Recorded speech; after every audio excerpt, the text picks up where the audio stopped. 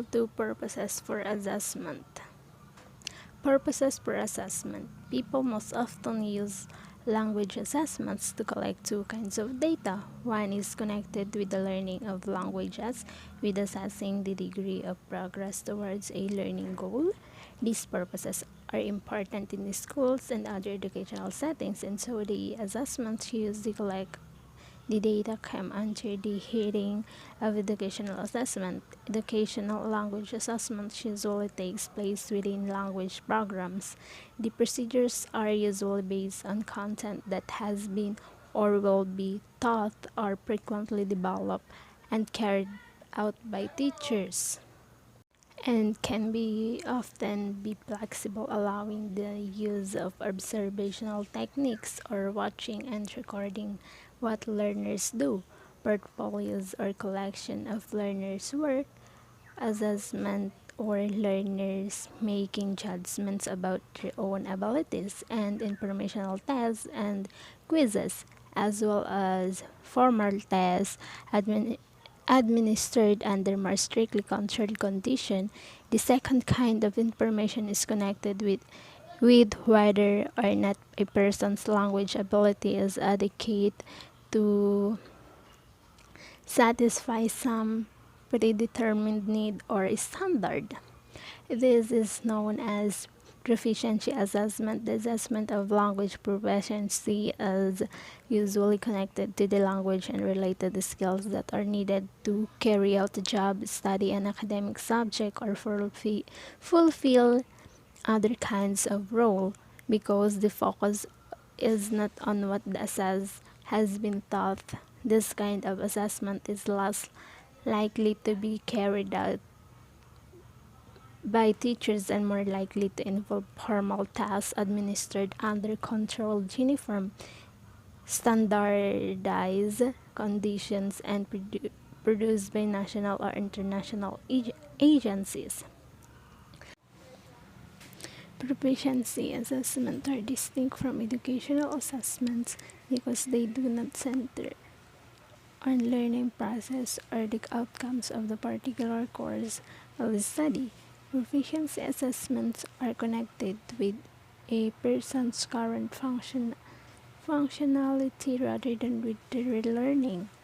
What the assessed can accomplish through their use of language now, not how they reach this point or how long it might take them to arrive at the higher level of ability. In proficiency assessments, the issue is whether or not the person being assessed has sufficient language ability to satisfy certain needs.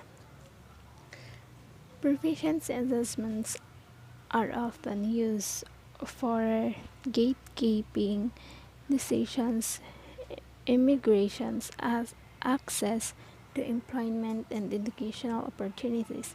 These are related to a relatively specific purpose, such as using the language in leading groups of tourists around a city, working as a dentist, steering ships in international waters, or studying marketing at university.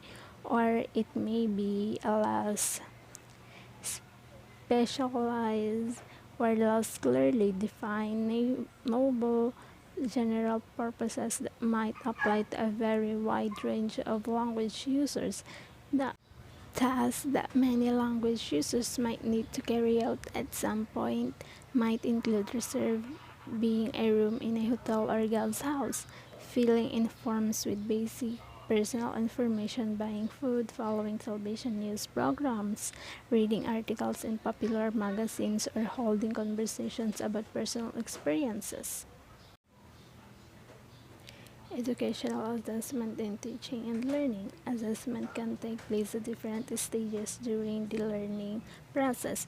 Before they begin a course in a new language, we may be interested in the learner's aptitude for language learning, their potential to learn. True, we know that almost anyone can learn a foreign language, even the time and motivation.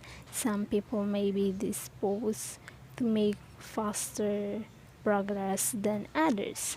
Next is a sports coach looking for someone with the potential to be a good basketball player may try to find someone who is tall and able to jump high with quick reaction, good coordination, and a competitive spirit. In the same way, some selective language training programs, such as those organized by the military, need to pick from a large group of applicants those with the greatest potential to learn a language quickly. The Plimsoll Language Aptitude Battery, or Plimsoll LTAC 2004, for example, is set out of the identify as potential language learners, individuals with a good memory for word shapes and sounds who are good at discriminating between similar sounds and good at identifying grammatical patterns and who have an interest in other culture. Partly because motivation is now widely regarded as more important than aptitude in shaping language learning success, and partly language courses cater for learners who already have some knowledge of a language. Aptitude thus are not as widely used as they used to be. It is more often the case that course providers wish to find out how much of the content of the course language learners already know before they begin, or how much they have learned by the end. In the case, assessments may be prognostic, looking forward to the content planned for the course and deciding on priorities, or concerned with achievement, looking back to what the learners have been taught to find out how much they have absorbed and what might need to be covered again. Aptitude and prognostic assessments are used to inform selection, decision deciding, and which learners might require language course or choosing those most likely to succeed. They may also be used to inform placements decisions about which of the able classes best matches each learner's needs during a course. Achievement assessments, or as progress tasks, might be used to coach the ongoing improvement by learners. At the end of the course, are as exit tests. They are often used in making pass or fail decision, or in signing grades. In using achievement assessments, the teacher may be interested in obtaining detailed diagnostic information about which parts of the materials the learners have taken and which parts will need more work. In assessing learning, a distinction is often made between more formative uses for assessment that immediately guided what teachers and learners will do next. The more summative uses, which focuses on a retrospective picture of what has been learned. Another way of expressing distinction is to call the former assessment for learning, and to contrast with assessment of learning, or Black and William 1998. In other words, in Huygens 1998 term, summative assessment audits learning, formative assessment informs it. An example of the use of formative or diagnostic assessment would be a teacher observing that some students are having difficulty in distinguishing between four since with talking about time in English. The teacher might decided to intervene by asking questions and providing example to help build their understanding of the distinction. This kind of assessment informs learning because the teacher is able to adjust the content of her classes to take account of the student's performance. The focus is on what should happen next in the classroom to bring about learning. An example of a more summative assessment would be an end of year test based on the topics taught during the year.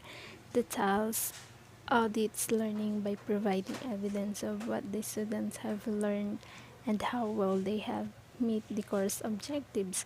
The focus is on finding out how much learning has happened, like the formative assessment described above. Such a task might include questions dealing with specific points of grammar, such as the for or since distinction found in the diagnostic task, but the result may not be able until the school year has finished and there is no immediate opportunities to work on improving performance as all students have left. In this case, the result might be used for program evaluation or judgments about the effectiveness of the language course rather than on the abilities of individual learners.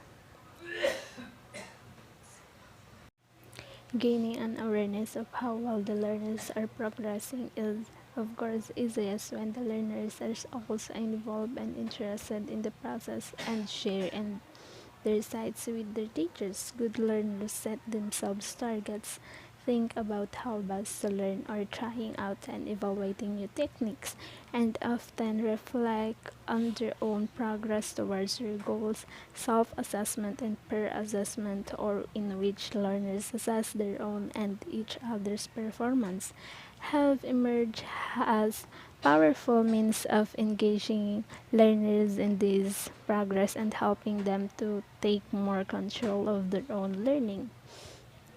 Of course, teaching can become more challenging when the learners do not want to learn or are unwilling to communicate.